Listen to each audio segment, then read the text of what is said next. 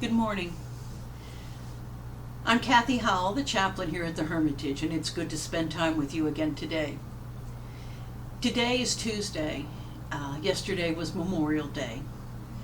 And of course, that's a time we set aside to remember all those who have served our nation, and in particular, all those who have died. The holiday dates back to the time of the Civil War, when it was called Decoration Day. And people would go out and put flowers on the graves of the fallen soldiers. And of course it has come as each successive unfortunate year of war passed and more young men died and more young women died. So it's become more of a memorial for all who have perished in the service of our nation.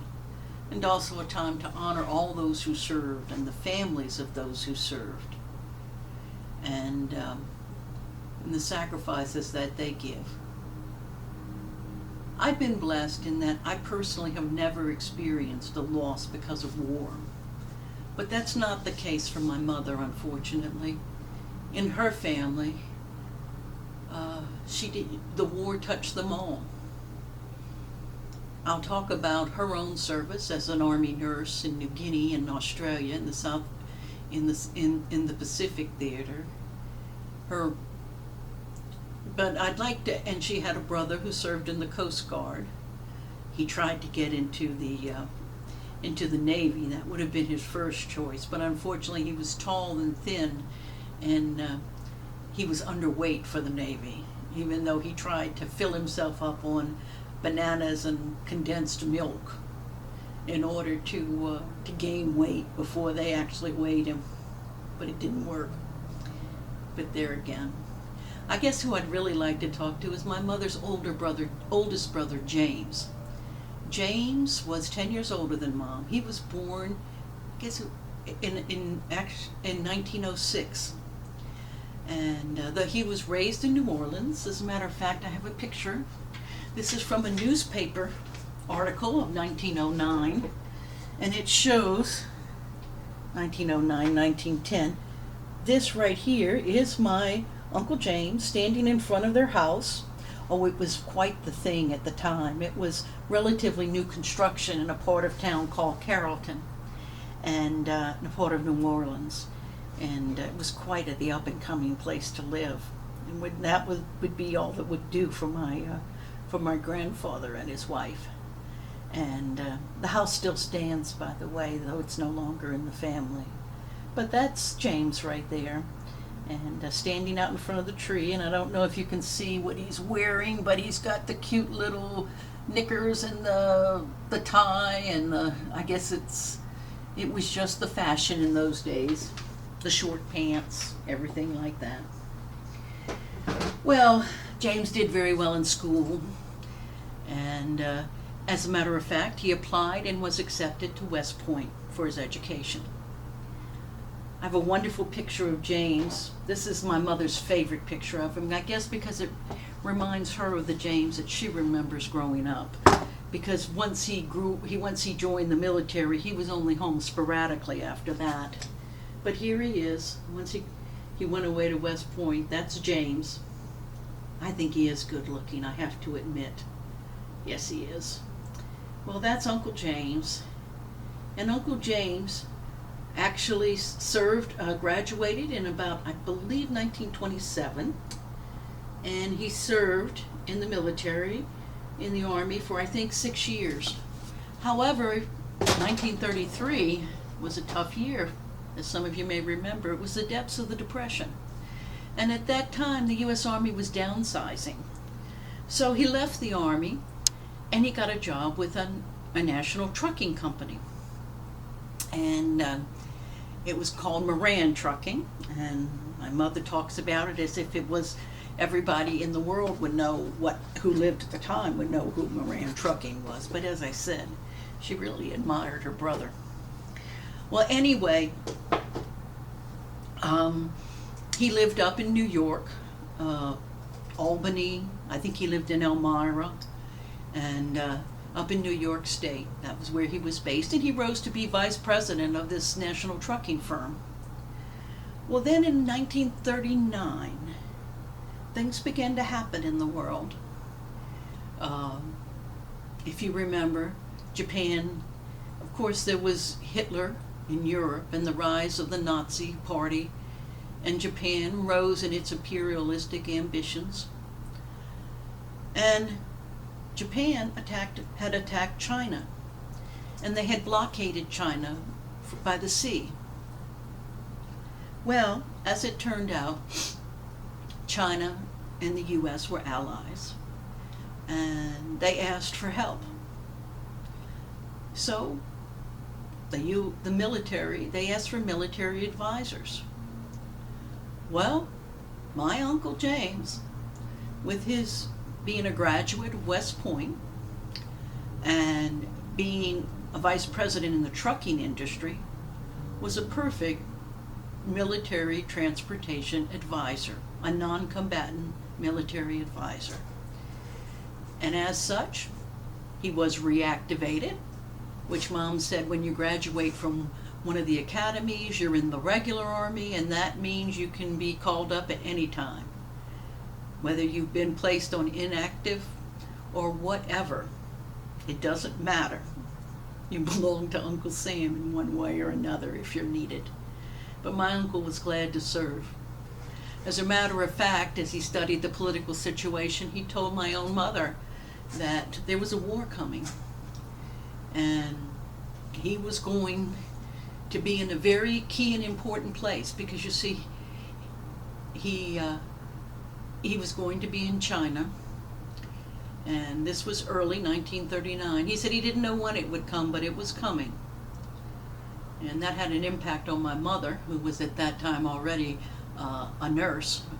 She'd graduated from nursing school the year before and was working as a public health nurse in New Orleans.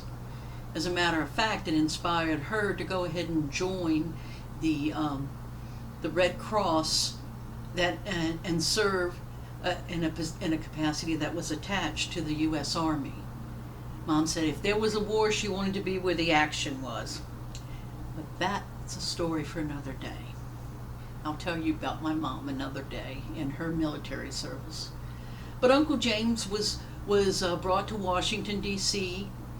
He was briefed.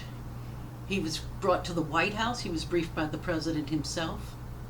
And then he was sent to be attached to the staff of Chiang Kai-shek, one of the two leaders of China at the time, General Chiang Kai-shek. He was there to help advise them on transportation. The problem was, you see, being blockaded from the sea and by Japan. The only way China could get supplies in was over the Burma Road, which was a long road that led across China to Burma. And that's why they wanted a trucking expert. And that was a transportation expert, and that was my uncle. Well, he served from 1939, and he actually sent home letters. He talks about having met, he talks about Chiang Kai-shek, he talks about Madame Chiang Kai-shek and being invited to dinner and things like that. He had met Mao Zedong, and he served there in China. Well, before he left, though, Uncle James had been dating, and he had become engaged to a woman named who was actually, I'm trying to think of her real name, but I know her nickname was Billy. And Uncle James asked Billy to marry her. But he then, just about the time they became engaged, he got called up. And that's when all this unfolded in 1939, where he was going to be sent to China. So he sent off to Tiffany's, and he got her a West Point miniature, which I have right here. I know some of you have miniatures from the different military academies. It's very common for an academy graduate to get a miniature of his own ring for his fiancée as an engagement ring. So, and he gave her that ring. She wanted to get married. Billy wanted to get married before he left, but James said, no, we can't do that. I might come home wounded and less than a whole man, and I wouldn't want to put you in that position. So he told her that they could be married when he returned. War broke out. Japan attacked Pearl Harbor, and the U.S. entered the war. Well, my mother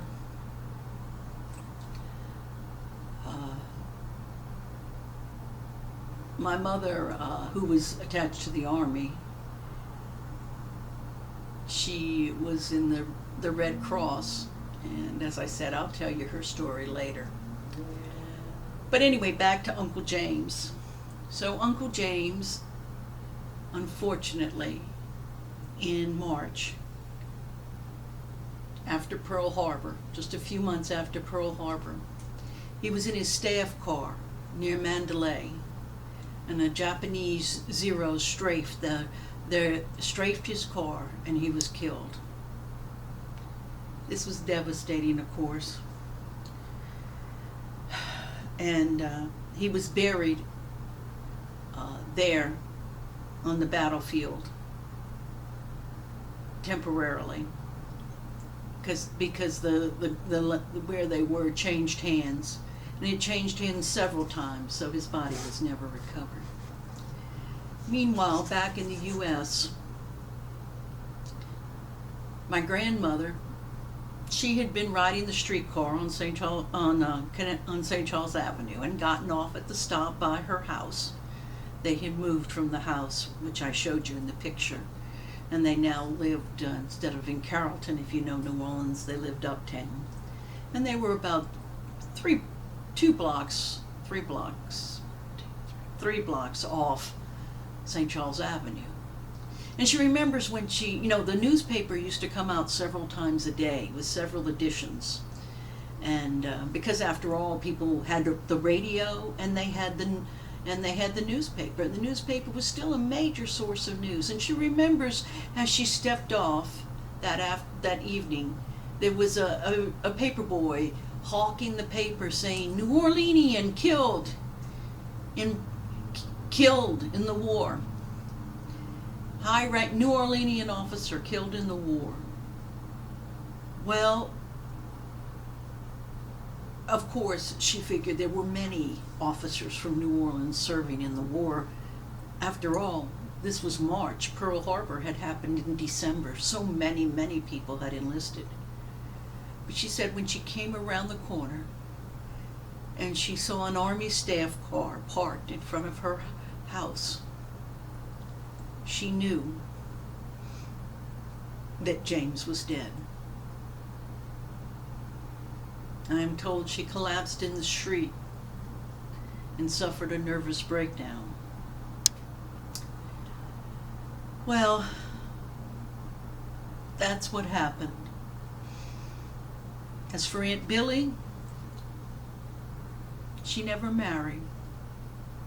She said she was quite an accomplished woman. She became a well-known photographer. She had her own business. She was an investor. She dated some rather interesting men, she said. But when it came down to it, none of them held a candle to James.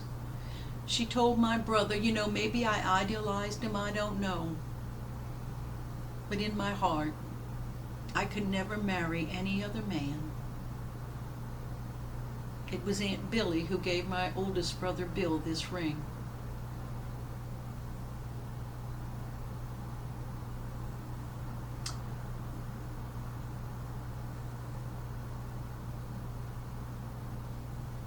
Actually, I take that back. She gave him the family diamond that Uncle James had placed in the ring, and she replaced it with a diamond of her own. And she kept the ring until shortly before her death, when my mother went to visit her. And because the family kept close, as a matter of fact, all my life we called her Aunt Billy, as if they had been married. And there in the hospital, Billy took the ring off her finger and she said, "I want this to go to James's family. No one will treasure it as much as I have, of course. But I know, having no children of her own, that no one on my side of the family will ever care for it."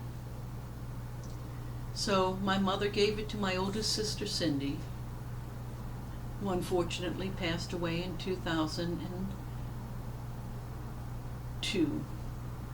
And from there, it came to me. I really do treasure it.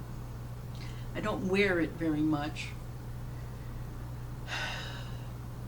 but I have to admit it's a little too small, and I'm reluctant to have it resized again. But anyway, of course, there was all this wonderful commendation for James.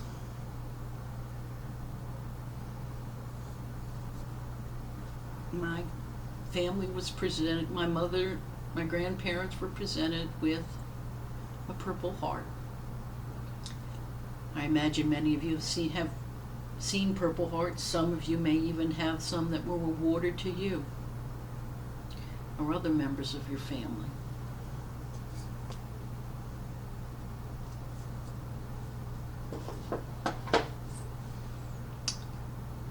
You know, the men and women who have served and given their lives for our country